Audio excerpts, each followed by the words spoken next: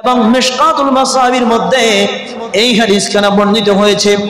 আন আব্দুল্লাহ ইবনে আমর আনিন নবী সাল্লাল্লাহু আলাইহি ওয়াসাল্লাম, হযরতে আব্দুল্লাহ ইবনে আমর রাদিয়াল্লাহু তাআলা আনহু থেকে বর্ণিত, তিনি বলেন আল্লাহর প্রিয় নবী রাসূল আকরাম সাল্লাল্লাহু আলাইহি ওয়াসাল্লাম ইরশাদ করেছে, ক্বালা রিদার রাব্বি ফি রিদাল ওয়ালিদাইন, পিতামাতার সন্তুষ্টির মধ্যে আমার আল্লাহ পাকের সন্তুষ্টি নিহিত রয়েছে।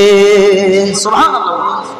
এবং আল্লাহর নবী আরো বলেছেন ওয়া সাখাতুর রাব্বি ফি সাখাতিল ওয়ালিদাইন, এবং পিতামাতার অসন্তুষ্টির মধ্যে আল্লাহ পাকের অসন্তুষ্টি নিহিত রয়েছে। অর্থাৎ যার পিতামাতা যার উপরে খুশি, যার পিতামাতা যার উপরে সন্তুষ্ট, আমার আল্লাহ তার উপরে সন্তুষ্ট। আর যার পিতামাতা যার উপরে অসন্তুষ্ট, আমার রব্বুল আলামিনও ওই বান্দার প্রতি অসন্তুষ্ট। জোরে বলুন নাউজুবিল্লাহ।